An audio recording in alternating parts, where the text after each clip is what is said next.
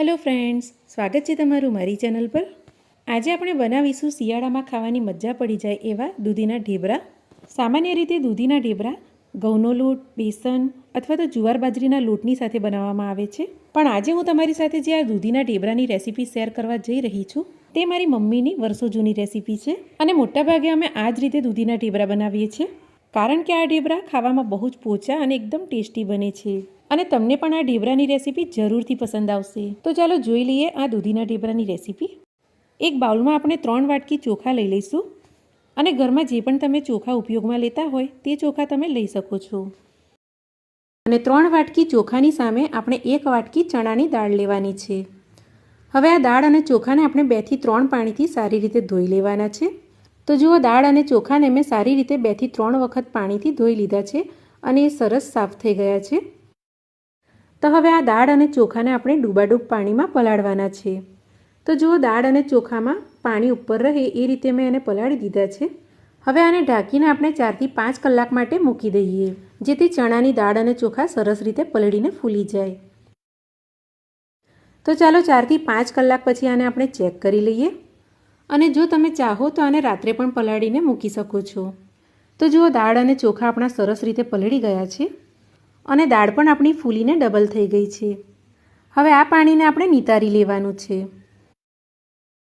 તો જુઓ, દાળ અને ચોખામાંથી બધું પાણી મેં નિતારી લીધું છે। તો હવે આ દાળ અને ચોખાને આપણે મિક્સીના જારમાં નાખીને પીસી લેવાના છે।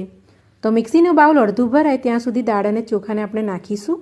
મિક્સીનું બાઉલ આપણે આખું નથી ભરવાનું, નહીં તો એ બરાબરથી પીસાશે નહીં। તો એટલા માટે અડધું બાઉલ ભરાય ત્યાં સુધી આપણે દાળ અને ચોખાને નાખવાના છે। હવે આમાં આપણે 2 ચમચી ખાટું દહીં નાખી દઈએ અને સાથે જ થોડું પાણી નાખી દઈએ, જેથી આ સારી રીતે ક્રશ થાય। તો હવે આને આપણે કરકરું રહે એ રીતે પીસી લઈએ। ખોલીને જોઈ લઈશું તો સરસ રીતે આપણા દાળ અને ચોખા ક્રશ થઈ ગયા છે અને જો આ રીતેની કન્સિસ્ટન્સી આની હોવી જોઈએ। અને જો હું તમને ચેક કરીને પણ દેખાડું, આ રીતે દાળ અને ચોખા કરકરા પીસાવા જોઈએ। તો આ મિક્સરને આપણે એક બાઉલમાં કાઢી લઈએ અને જે દાળ અને ચોખા વધ્યા છે તેને પણ આ રીતે જ આપણે પીસી લઈશું। આમાં પણ આપણે પીસવાના ટાઈમે 2 ચમચી દહીં નાખવાનું છે અને થોડું પાણી નાખીને આને પણ આપણે કરકરું પીસી લઈએ અને આ પીસેલા મિક્સરને પણ આપણે બાઉલમાં લઈ લઈએ। હવે આમાં આપણે સ્વાદ મુજબ મીઠું નાખી દેવાનું છે અને સારી રીતે આને બેટરમાં મિક્સ કરી લઈએ। તો આ બેટરને આપણે આથો લાવવા દેવાનો છે, તો મીઠું નાખીશું તો જલ્દીથી આથો આવી જશે। તો જો સારી રીતે આને આપણે મિક્સ કરી લીધું છે, તો હવે આને ઢાંકીને આપણે 4 થી 5 કલાક માટે રહેવા દઈએ, જેથી સારી રીતે આથો આવી જાય। અને જો 4 થી 5 કલાકમાં આથો બરાબર ના આવે તો આને તમે 6 થી 7 કલાક પણ રહેવા દઈ શકો છો। તો જુઓ, આને મેં 5 કલાક માટે રહેવા દીધું હતું। તો હવે આને આપણે ચેક કરી લઈશું। તો જુઓ, તમે જોઈ શકો છો ખૂબ જ સરસ ફર્મેન્ટેશન આમાં થયું છે અને બહુ જ સરસ આથો આવ્યો છે આમાં, અને બેટર પણ આપણું સરસ રીતે ફૂલી ગયું છે। તો જુઓ, દહીં અને મીઠું નાખીએ તો આ રીતે સરસ આમાં આથો આવી જાય છે। તો હવે આને આપણે એક વખત સારી રીતે હલાવી લઈશું, જેથી બેટર આપણું સરસ એકરસ થઈ જાય। તો બેટર આપણું સરસ રેડી થઈ ગયું છે। હવે આગળના આપણે મસાલામાં નાખીએ। તો અહીંયા મેં એક મીડિયમ સાઇઝની દૂધીને છોલી લીધી છે। તો આ દૂધીને આપણે છીણીથી છીણી લઈશું। તો આ નાસ્તામાં દૂધીનો ટેસ્ટ બહુ જ સરસ આવે છે, તો તમારે દૂધી આમાં ચોક્કસથી નાખવાની છે। તો જો દૂધી આપણે છીણી લીધી છે, હવે આ દૂધીને આપણે બેટરમાં નાખી દેવાની છે અને આશરે મેં અહીંયા 250 થી 300 ગ્રામ જેટલી દૂધી લીધી છે। હવે આમાં આપણે મીઠું નાખીશું। તો આગળ પણ આપણે મીઠું નાખ્યું હતું, તો અત્યારે આપણે દૂધીના ભાગનું જ આમાં મીઠું નાખવાનું છે।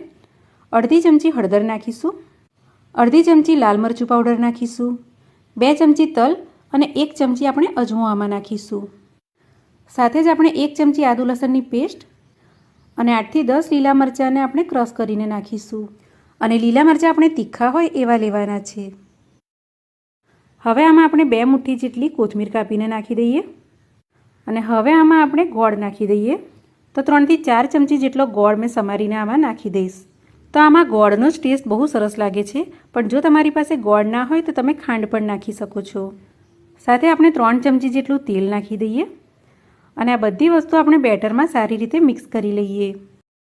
તો આ ઢેબરાના બેટરમાં ખટાશ, મીઠાશ, તીખાશ બધું આગળ પડતું હશે તો આ ઢેબરા બહુ જ ટેસ્ટી બને છે અને આ ઢેબરા બનાવવા માટે વધારે પડતા મસાલા પણ નથી જતા।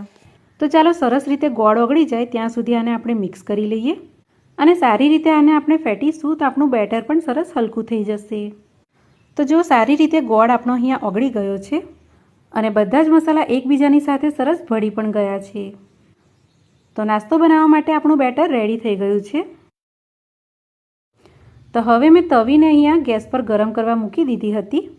તો તવી આપણી ગરમ થાય ત્યાર પછી ગેસની ફ્લેમને આપણે સ્લો કરી દેવાની છે અને તવીમાં તેલ નાખ્યા વગર જ આપણે બેટર 2 ચમચા જેટલું આમાં નાખી દઈએ અને સારી રીતે આને આપણે ફેલાવી લઈશું।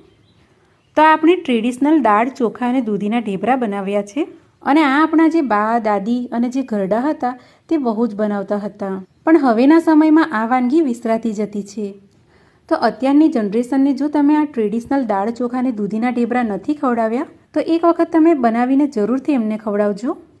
એમને ચોક્કસથી આ બહુ જ પસંદ આવવાના છે અને આપણા બા દાદીના સમયની અમુક વિસરાતી વાનગી તો આપણે જરૂરથી જ બનાવવી જોઈએ। તો આપણા ઢેબરા થોડા નીચેથી શેકાઈ જાય ત્યારબાદ આપણે 1 ચમચી જેટલું તેલ ઉપરથી નાખી દઈએ અને તેલ નાખ્યા પછી આ સરસ ક્રિસ્પી થઈ જાય ત્યાં સુધી નીચેથી આપણે એને શેકાવા દેવાના છે અને ગેસની ફ્લેમને આપણે મીડિયમ ટુ સ્લો રાખીશું જેથી એ નીચેથી બળી ના જાય। તો 1 મિનિટ પછી આને આપણે પલટાવી લઈએ। તો થોડા કિનારો ઉપરથી ધારો આની છોડવી લઈશું અને પછી આને આપણે પલટાવીશું તો બહુ જ સહેલાઈથી પલટાઈ જશે। તો જુઓ તમે આ ઢેબરાનો કલર જોઈ શકો છો કેટલો સરસ લાગી રહ્યો છે અને એકદમ ક્રિસ્પી આ ઢેબરા બને છે। તો ચાલો અડધી ચમચી જેટલું ઉપરથી પણ થોડું તેલ નાખી દઈએ અને બીજી બાજુથી પણ ઢેબરાને આપણે શેકાવા દઈએ। તો બેટરમાં સરસ આથો આવે ને એટલા માટે આ ઢેબરા ઉપરથી ક્રિસ્પી પણ થાય છે અને ખાવામાં સોફ્ટ પણ બહુ બને છે।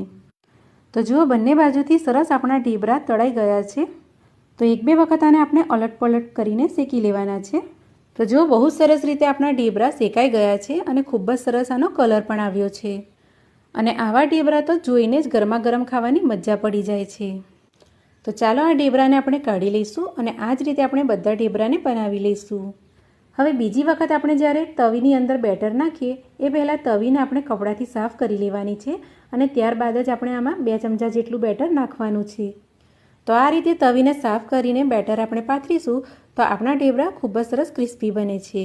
તો સાંજે ચાની સાથે નાસ્તામાં પણ આ ઢેબરા બહુ જ સરસ લાગે છે અને બાળકોને પણ તમે આ ઢેબરા બનાવીને ટિફિન બોક્સમાં આપી શકો છો કારણ કે આ ઢેબરા બહુ જ હેલ્ધી છે અને એક જ વખત જો તમે વધારે બેટર બનાવીને ફ્રીઝમાં મૂકી દેશો તો 2 થી 3 દિવસ આ બેટર ફ્રીઝમાં સારું રહે છે। તો જ્યારે પણ તમારે ગરમા ગરમ ઢેબરા ખાવા હોય તો ફ્રીઝમાંથી બેટર કાઢીને તરત જ આ ઢેબરા તમે બનાવી શકો છો અને જો બાળકોની સવારની સ્કૂલ હોય તો તમે રાત્રે જ આ બધી તૈયારી કરીને બેટર બનાવીને ફ્રીઝમાં મૂકી દો તો સવારે આ ગરમા ગરમ ઢેબરા તમે છોકરાઓના ટિફિન બોક્સમાં બનાવીને આપી શકો છો। તો જુઓ બહુ જ સરસ આપણા દાળ ચોખા અને દૂધીના ઢેબરા તૈયાર થઈ ગયા છે અને આ ઢેબરા બહુ જ ટેસ્ટી પણ બને છે। તો તમે પણ દાળ ચોખા અને દૂધીના આ ઢેબરા એક વખત જરૂરથી બનાવજો।